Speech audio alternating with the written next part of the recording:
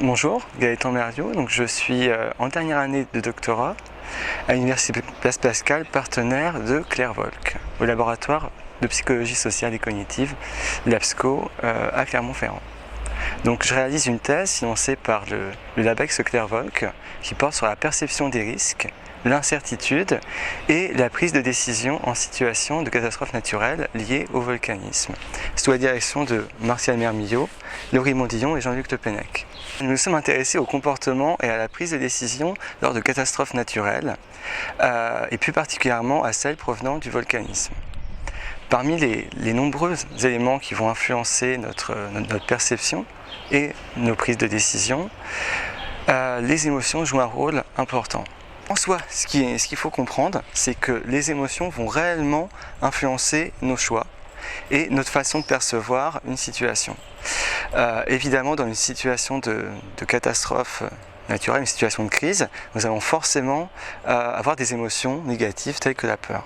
Lorsqu'on ressent de la peur, notre jugement va être biaisé et des recommandations qu'on aurait pu avoir eues ne vont pas forcément être appliquées.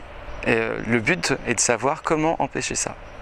La particularité de la peur réside dans une forte perception d'incertitude, et c'est cette incertitude qui donnerait lieu à des modifications neurocognitives qui amènent à ces biais de jugement et de comportement qui sont moins adaptés à la situation.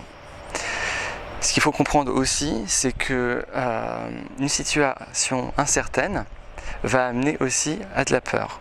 Donc en soi, on a la peur qui amène de l'incertitude et l'incertitude qui amène de la peur.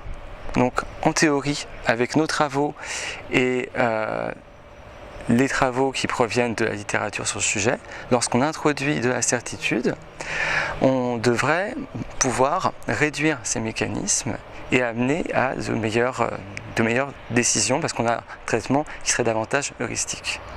Donc on a cherché à introduire davantage de certitude dans les informations de prévention, telles qu'une campagne d'information. En soi, ça permet d'améliorer les comportements et la prise de décision des populations exposées au risque volcanique lors de situations de crise.